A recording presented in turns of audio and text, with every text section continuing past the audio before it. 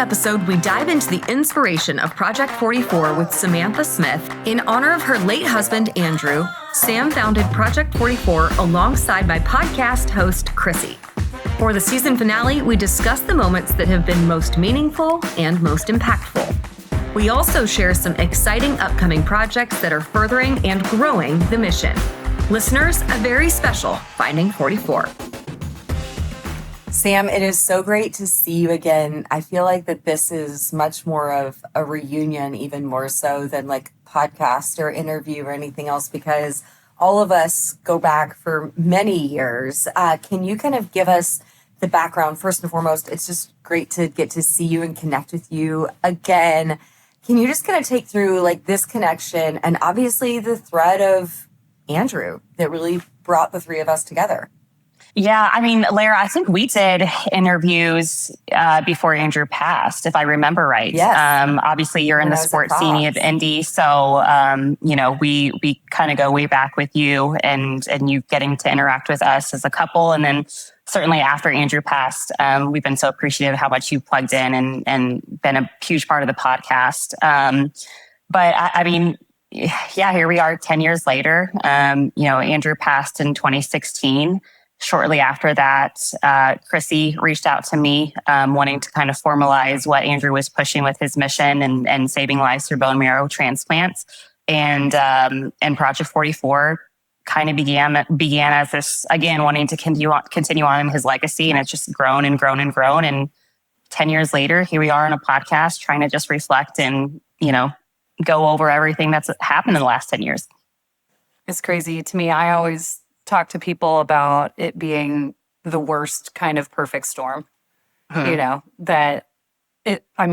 can't remember a time really that you weren't part of my life. And the fact that we didn't know each other at all before this is like the wildest thing, and that, you and Larra knew each other before, but you and I didn't meet until after Andrew passed. And I never knew Andrew. And even while he was living. Even thinking back when you first reached out, you might have a better memory than I do, but I was in such like a fog and haze of just trying to exist and survive.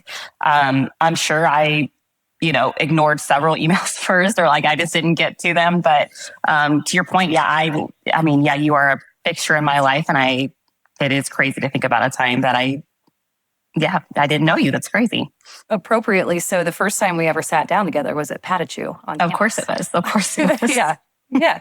Should have known men in there. Again, perfect storms. So, Sam, let's catch everybody up. What has life looked like for you since we were able to meet and kind of connect? How's your story evolved over those 10 years? Life has changed drastically. And I had somebody ask the other day, like, would you have imagined 10 years ago that your life would look like this? And I think that first and foremost, I think there was certainly a time initially where I didn't think I would survive a heartache like that. I just didn't know how I was going to keep going, let alone have any idea of what a future could or would or should, whatever that means, look like. But since Andrew's passing, I was in Indy for those first few years, and it was interesting because it was such a healing thing to be in Indy, but certainly was really hard to constantly be around things and people that consistently reminded me of, some of our best days, but also in turn, some of our worst days. We lived in Irvington, which is not far from downtown. And I remember having to, both with the hospital downtown and the hospital up on 86th Street, I would reroute often because I just couldn't bring myself to drive past them. So in some ways, it was really great to be in Indy and still feel that connection to Andrew and be close to Hinkle and things like that. But in some ways, it made healing really, really hard.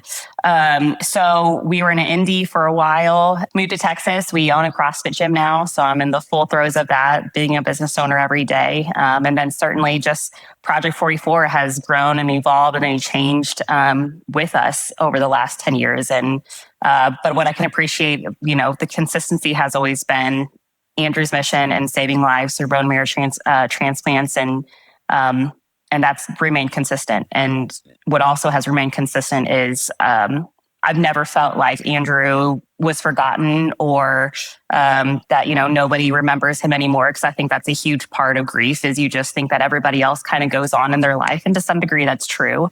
But thankfully with Project 44, I had constant reminders that, Andrew is very present, not only in my life, but in so many. It's really beautiful how, you mentioned, one of your sons carries the name Andrew, like that's his middle name, like how you've navigated still honoring Andrew and celebrating Andrew and obviously carrying his legacy on, but continuing and evolving your life as well. When are the times that you feel that most powerful continued connection to Andrew? When are those reminders? Because I know that you probably see them and there are things. What are those that continue to this day that allow you to not only reminisce on those really good times and the incredible, presence that he was in your life, and then also what this remarkable legacy that's being created and kind of how his power continues? It's hard because there's no manual on this, right? There's no manual on grief. There's certainly no manual on, getting married and starting a family after you've lost, someone so close and so dear to you. So a lot of it has just been kind of figuring it out as I go. And thankfully, I've been surrounded by amazing people who have never judged and have always, been the first to celebrate with me and love on me. But the things that kind of pull me towards Andrew the most and make me feel closest to him. One, of course, Hinkle. Anytime I'm in Hinkle, I just feel, rooted and solid. And not even just, I think about games and how many hours we spent there. But again, things when we were just on campus goofing around, playing horse and just, those really fun memories. So being at Hinkle and being at Butler will always kind of anchor me and make me just kind of feel at home and at peace, just because he poured so many hours in there and truly gave his all to that team. And I just love being where he loved to be. Certainly every match that we get truly, it never gets old for me, honestly. Here we are 10 years later, and each time we get a match, I'm blown away. I think that, it shakes me for days, honestly, just the impact that he was able to have, and that we're able to make through Project 44.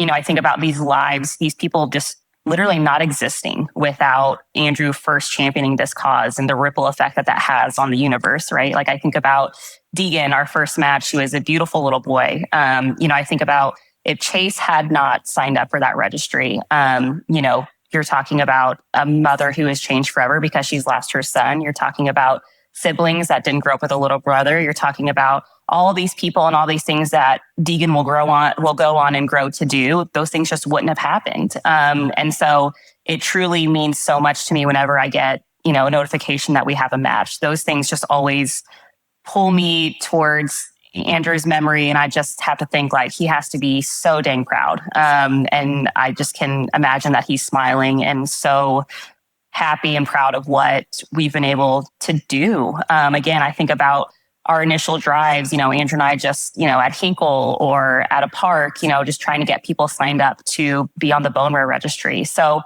I'm blessed with a lot of different ways. Andrew was here for so few short years, but his life made such an impact. Again, not only on me, but that's the other thing. I'll get people that reach out with stories about Andrew all the time. And that makes my heart so happy. He just impacted so many, and I'm just really, really lucky. I never take for granted how lucky I am to have such a presence still. Obviously it's really hard, and obviously sometimes he feels really far, but more often than not, he feels really, really close. I feel like I probably get a little bit more frequent, at least in person access, boots on the ground, being in Indy and kind of being in and out of those places more often. But people come up to me all the time too, and share stories about Andrew. And that's like what I said earlier. I feel like truly I knew him because of what an incredible person he was. And it's not even necessarily like these monumental stories. They're not anything massive. They're people coming up to say, he was the most genuine person I've ever met, or he stopped and, signed an autograph and took a picture and, dribbled a basketball with my son, or just those little moments that made him such a human, a compassionate human. And I think that is really, for sure, at the heart of Project 44 as an organization of just we need people to be more like Andrew. It's kind of what would Andrew do? Well, he would stop and he would smile and he would say yes. And he would do all of these things that each act in and of themselves are not something massive. But when you kind of take the aggregate of these small acts of kindness, you have this massive body of literally, just a presence of good. It's so, I've never experienced that with anybody, any topic, any client, anything the way that I do when people come up to talk about Andrew. And it's the consistency, right? I think that sometimes when people pass, I think there's this tendency to romanticize them or their life or who they were. And, you think about all the good things, but truly, Andrew was just so good to the core. And to your point, Krissi, when people come up to me, they're like, I know this doesn't mean much. I know it's a really small story, but I was a cameraman at some of his games and he would come up and but it's consistently I get those all of the time, just these little things that just meant so much to the people that he was with. He was so genuine and genuinely cared. And that's the thing. They will say he spent 10 minutes talking to me and he actually seemed like he cared. And it's because he did. He really did care about every conversation he was in, every person he was speaking with. And to your point, Krissi, that's something that the world certainly needs more of. And I'm just happy that Project 44 has kind of been able to be that ongoing pulse. When you think about how maybe some of that kind of characteristic trait spread throughout those two teams in particular, but obviously Andrew was there on campus for 4 years. How have you seen his teammates, whether they're, co-players on the roster or coaches or, training staff or camera people or whomever, how has that group kind of continued to engage and support? You always know that Butler is a special place. I think that, of course, I'm a little biased, but it truly is a really, really special place. And the Butler way is a very real thing. Especially the teams that Brad brought in, and he was so intentional about who he was bringing in and their character, and that mattered to him. And it certainly played out, not only on court, but in life since. I sometimes will tell a story the night of Andrew's funeral. Obviously, that was one of the hardest days of my life by far. I ended up leaving the funeral early because I just couldn't do it anymore. And that night, Coach Stevens organized a dinner for all the players and all the coaches to come together and just to celebrate Andrew. And they went around and all told their favorite story about Andrew. And it was funny because some of them I had heard, but some of them I hadn't. So I was laughing hysterically at some of them. And just to think one of the worst nights of my life, I was in tears laughing because of these guys at times, and also crying, and that was okay. And so when I think about the impact that they've had literally from the moment that he passed to now, they're always the first to say, hey, how can I help? Or what can I do? The coaches are always, how can I continue on carrying this mission with whatever team they're at? And again, thankfully, we have such a reach amongst universities and professional teams because they're so great about being willing to help. Grant being in his new position, and that was one of the first conversations I had with him was, how can I help? Let me know, how we can continue to make sure that this grows and Andrew's legacy stays, ongoing. So they have just been, again, a constant. And when I think about this fear of everybody forgetting Andrew, I just know that will never be the case. And I just so appreciate them and their hearts. And I just can't speak to their character enough and how much they truly care about Andrew and his mission and his legacy. Sam, when we talked previously a few months back with Jordan Cornett about Joel's legacy, he reflected on many of the same things that you're saying, what makes that the Butler way so special, and the people that are part of that program, and, the teammates that Joel had during his run. And obviously there was such an outpouring of support for you and for Andrew following his diagnosis, through his treatment after his passing, and now through Project 44.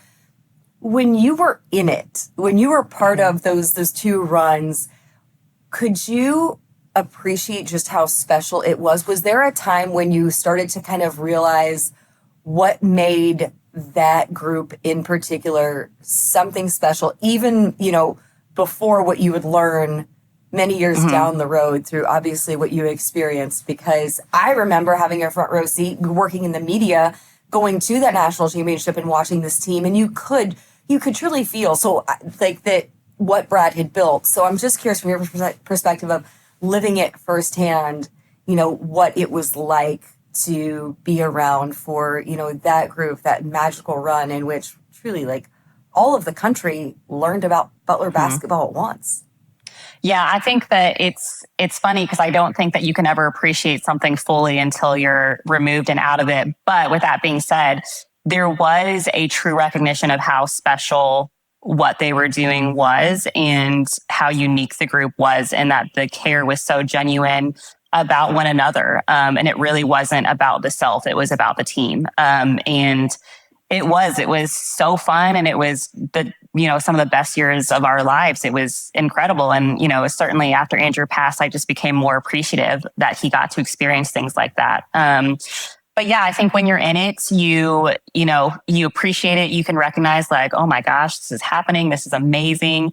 But you do realize and recognize that you're doing it with really special people too. Even the contingency that followed Butler from game to game, and the families and how much, they would rally. It's special. It really is. And I knew it when I was in it. But yeah, again, certainly you appreciate it so much more when you look back on it and you're like, wow, that was incredible. That was really special. And I know that not many people get to experience that in their lifetime. And I'm just really, really blessed that we got to do that.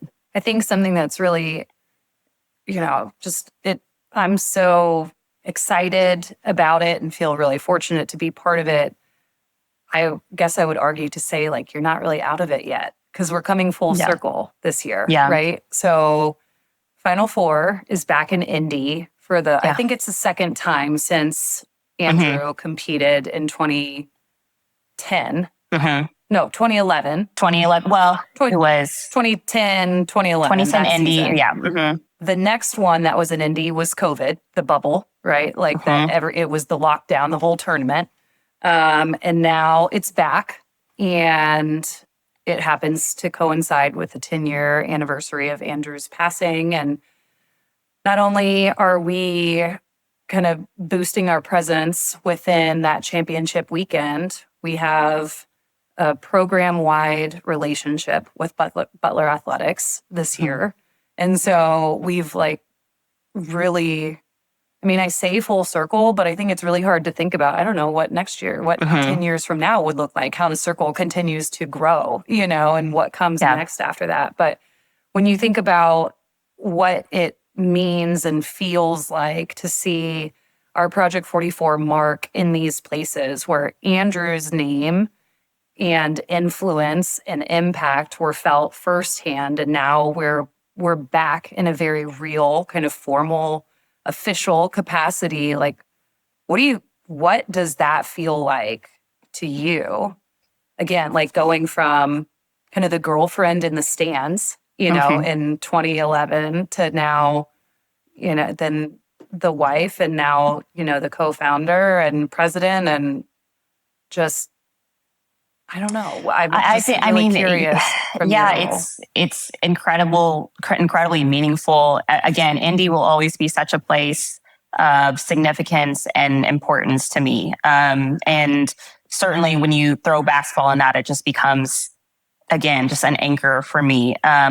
It's incredibly humbling to see Andrew's name and the Project 44 logos, on team shirts or on, banners or whatever it is. And again, I think it's just this, it always takes me back just to be like, wow, it's just the reach that it's had.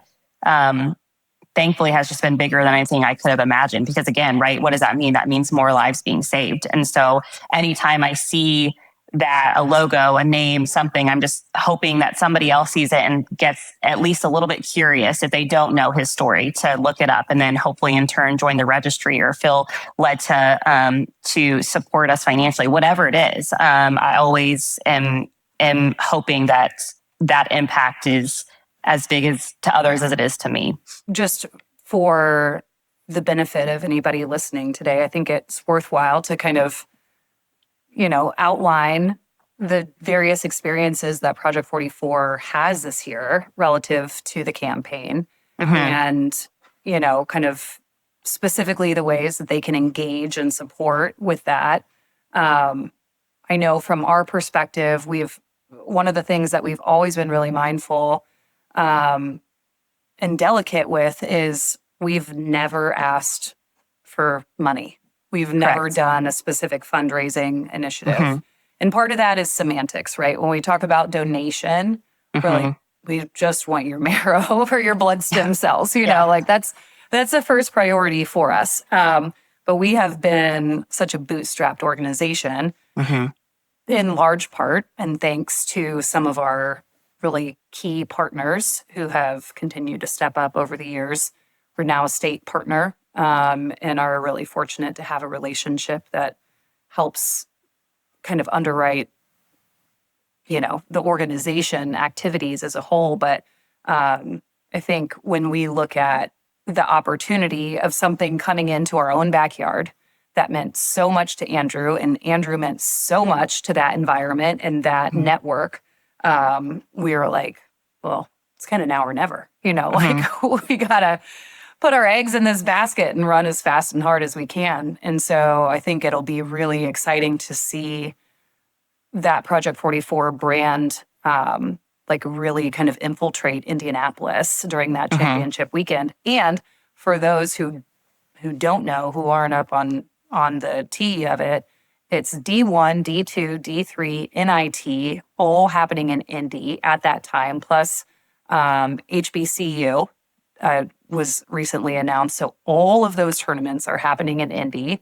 the first weekend of April, and we're going to be like front and center in that. And I'm just so excited to see not only how, Indiana residents and, folks who have been regularly exposed to our messaging, but visitors especially, of like, oh, we can come to Indy and watch our teams and watch this basketball and be surrounded by just such an incredible competitive environment, and also join this kind of force to save people's lives in a way that really doesn't negatively impact theirs. It's like, that's what selfishly for me, that's what I'm most excited about for, that championship weekend coming, of just like, oh my God, I really hope that people are able to take that beat, stop and read and look and say, hey, I can do that. That's cool. Yeah, we can join the fight. Yeah, Krissi, you're right. I mean, we never have had any type of fundraising campaign. We've never asked for dollars. So this 10 years of impact Drive to Save campaign, our 10-year campaign, it's so important because, again, when we think a lot about the last 10 years and what we've been able to do, but it certainly puts us in a position to dream about the next 10 years and what we can do and how many lives we can save. And I think that's why, again, it just feels so important to kind of have this full circle moment of 10 years. What have we been able to accomplish in the last 10 years, and what more can we do in the next 10? And this 10 years of impact campaign will certainly help us along with that. And I'm excited to see what that brings for us. Sam, what's something in this first decade that you've been incredibly proud of with the campaign and what's been accomplished, or a particular maybe moment? I think that, of course, the lives saved will always, to Krissi's point, that's always going to be the most important thing. But I think, honestly, the exposure that Project 44 has been able to have over the last 10 years, you're talking ESPN, we had an ESPN piece, every major, network has done something with Project 44, or has had a story or a video or something. I think the exposure is something that I wasn't I don't want to say I wasn't expecting, but it just certainly, when I think about how many eyes got to see Andrew's story and what we're trying to do, that's so meaningful to me. So I think that's been something that's been really, really cool to see over the last 10 years. Krissi, what would you say? It is interesting, again, like being in it kind of more frequently in market and kind of being more frequently exposed to folks who, you know, are part of the events that we hold or part of the media coverage or whatnot. One of the things that, you know, you and I decided very early on when we learned about the registry and kind of the gaps in the registry and the needs and, you know, that sort of thing, was we determined that we just needed to create a cultural shift. And like we needed to affect society as a whole to be willing to understand the need, be willing to like stop and consider whether that's something that they could do, you know, and then ultimately to be more like Andrew. Yeah. I mean, just to kind of adopt that mentality of like, sure, find a way to say yes. And for me, I think we've seen it for sure. Like you said, like every time we have a match come through, and I wish it's kind of the gift and the curse, right? Like we get notified many times when there's a match, but we're not allowed to, you know, publicize that for, you know, medical privacy, patient privacy reasons. But, you know, I just want to scream from the rooftop every time we get that notification. But then also as an organization, I think that we've been able to start developing bigger, more impactful partnerships over the past 10 years where our partners have really embraced that mentality and said like, yeah, sure, we'll let you be here. We'll give you our platform. You know, Larra is probably the best example out of all of them, you know, to say like, I have a platform and I am down with your story and your cause and I'm going to use it for you. You know, like it's those partnerships that create those matches and the lives saved. And so I think those are the ones that I'm just like, every time we have a new partner come on board in that capacity, that I'm like, okay, it's working. You know, we know it's a slow drip, you know, like it's a long haul. Like it's a big goal that takes a lot of work that goes unseen. And just, Sam, you've talked about it in terms of like planting seeds now and, you know, seeing the harvest, who knows how long from when we put them in the ground. But I think we're starting to see some of that hard work pay off and truly, partially too, you know, you mentioned Grant and, you know, other members of coaching staff and team members who are now in their roles of influence throughout the Indianapolis community and the country.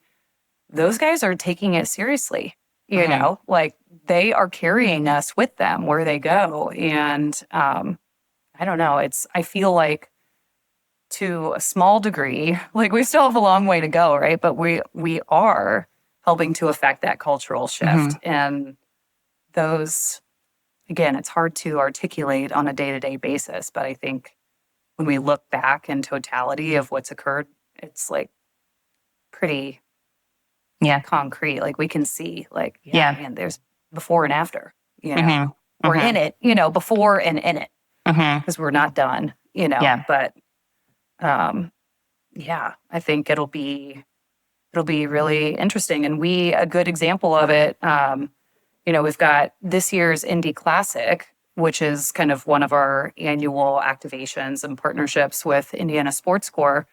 Our honorary captains this year represent marrow blood stem cell donors. They represent patients who have received transplants. They represent ambassadors.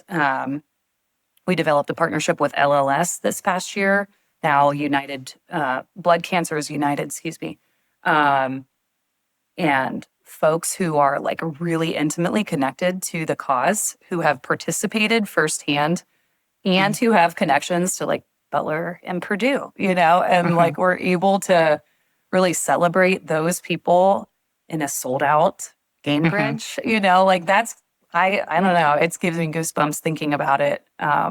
It's just such a cool experience. And I think the more that we can just continue to get those eyeballs on those people and those stories and the fact that it does matter, it does change lives and save lives.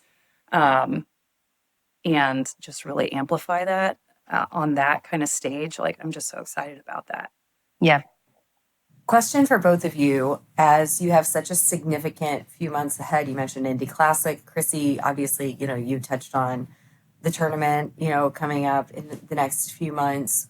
What are those different ways that people can engage with, or they will see the presence of Project 44 as you are marking this 10 years and this impact campaign? The numbers are always a little bit dicey. It's tough to put a specific number on it.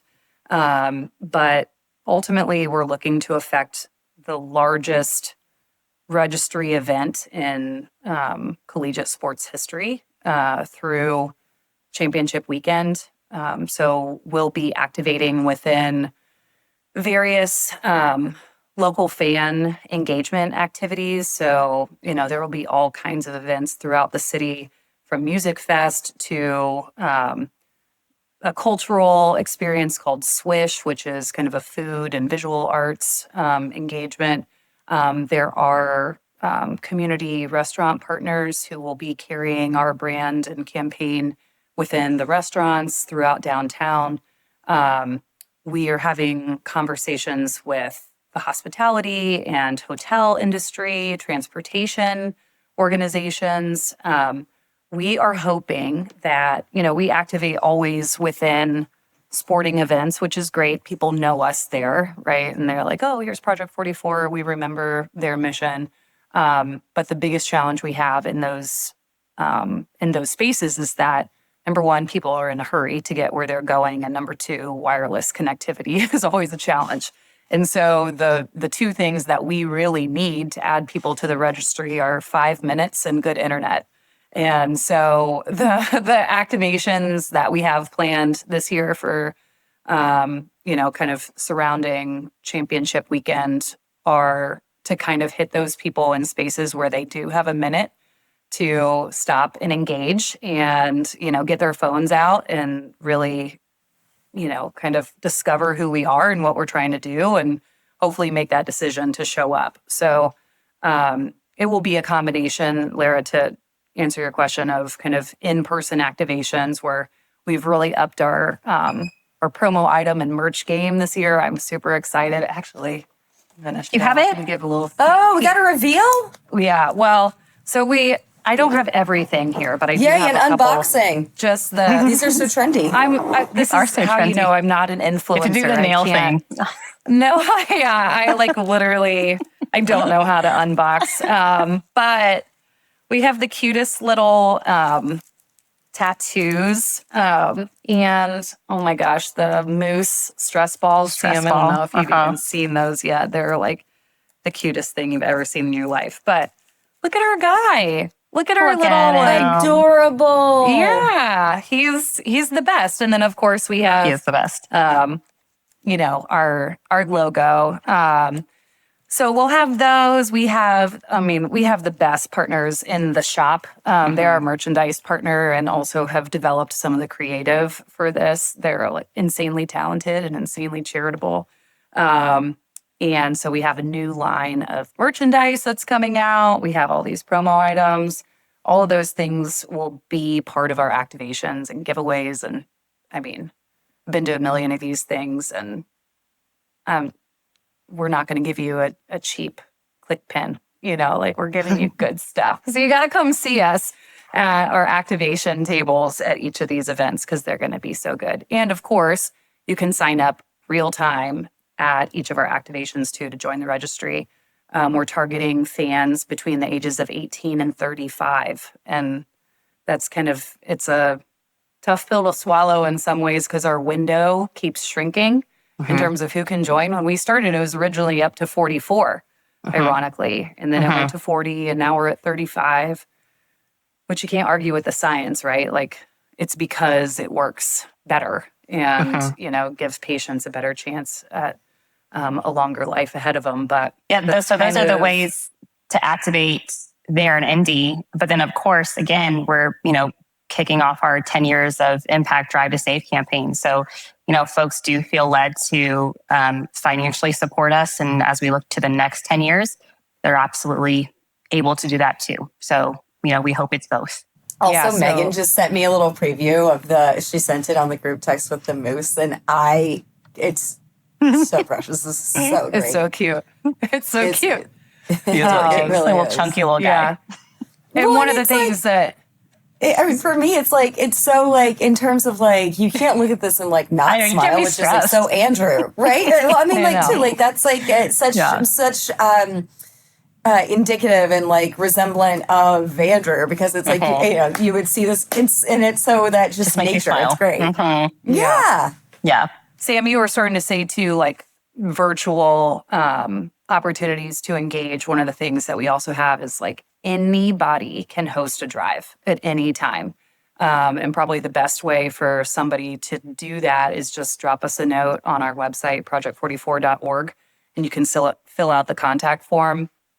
We'll get you set up with swabs that you need. We'll get you marketing materials and messaging. We'll help promote the event. NMDP is our registry partner, and so they will facilitate all of the, sample collection and the actual registration of it. But one of the ways for us to like really hit our goal is for organizations to come forward and say, yeah, we can do this across all of our employment base. Like we can make this available to everybody. So we hope and it's pretty plug and play. So I mean, if you're willing to host something at your place of employment or whatever, it's pretty plug and play. You just let us know and we're able to send you the kits, make sure that you have folks to man it, all the things. So, and we have our virtual link too, our text code 61474, Project 44 is the code to that number. And you get a kit sent to your house and you swab your cheek and you send it back. And it's so easy.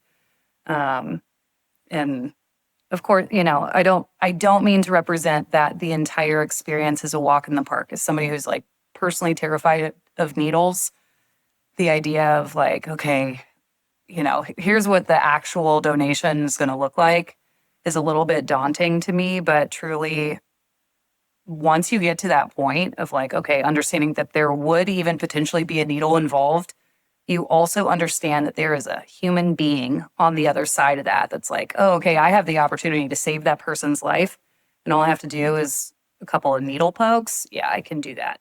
And I think that's just the biggest thing that I hope people will kind of open their hearts and minds to is like, yeah, it may not be optimally ideal today, or in that moment, but like, man, it's really never ideal to lose a loved one.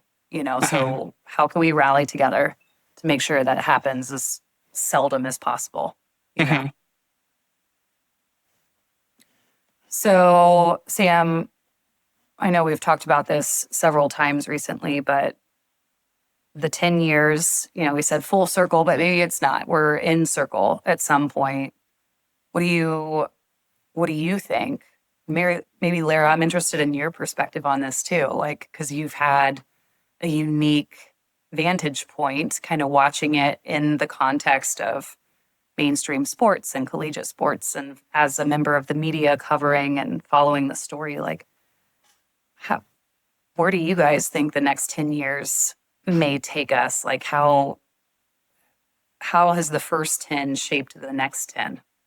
Gosh, I think it's continuing to tell the stories, right? Like, Sam, you did such a great job of talking about, obviously, Deegan, who was, one of the earliest, success stories and recipients and life-changing occurrences. And I think there are going to be so many of those and so many more. So I think continuing to amplify and hear, more and more of those stories, because those are the ones that I can never get enough of, when I'm watching, when we're in college football season, I'm watching, College Game Day for those stories, or, you're watching, the 30 for 30 type of stories and all of those. So I think that's part of it too. And then, Krissi, I think you touched on earlier, like, the big partners and people who are willing to lend their platforms and, in support, and looking at, obviously you said culture shift, and where people feel like that mentality of embracing an opportunity to say yes, and how that aligns with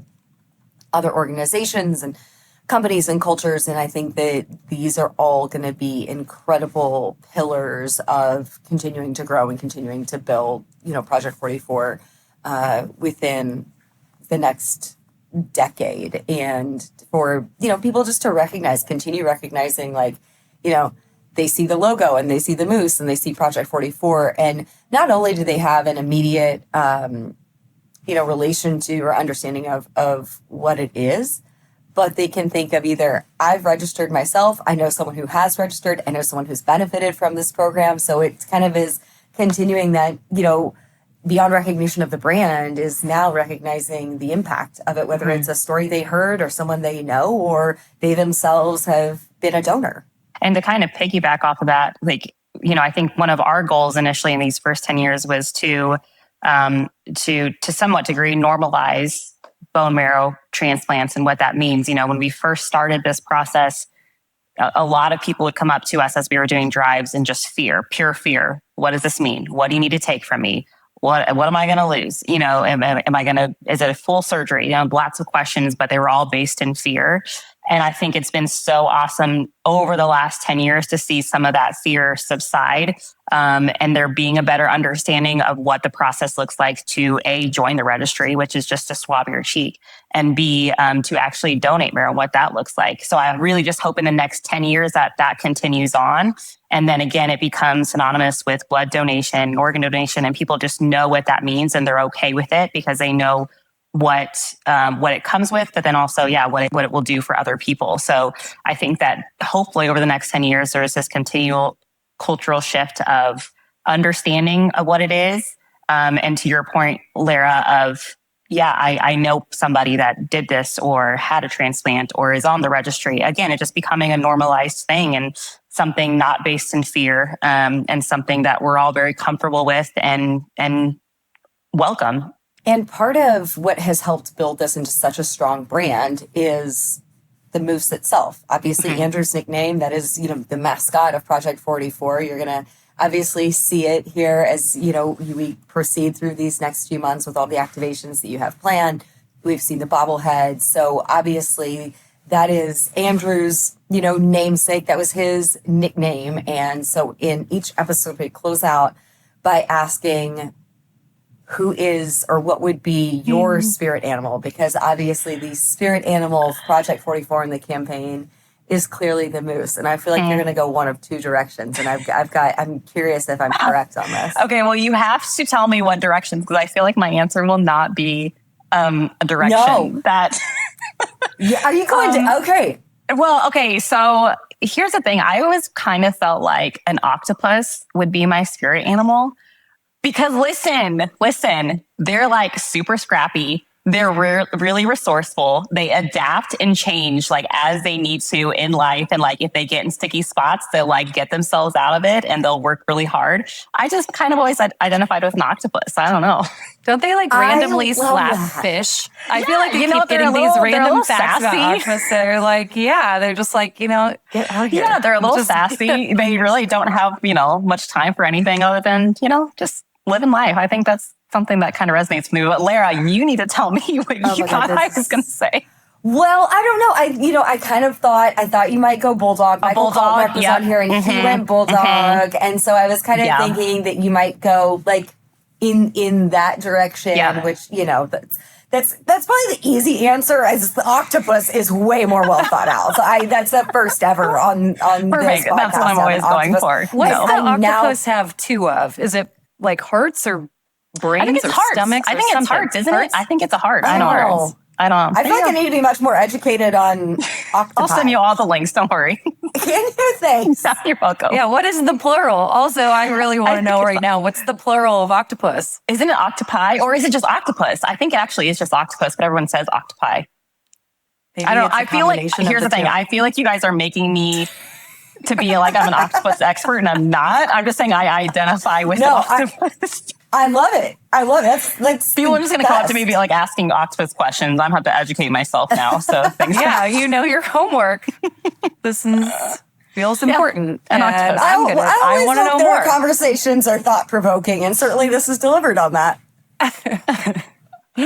Well, Sam and Larra, I guess I'll close us out here because just the both of you, and maybe it's, feel nostalgic this time of year, but I'm just so grateful for you both, for your hearts and your friendship, and just, being able to share these types of conversations and, the highs and lows and all of that stuff with you guys.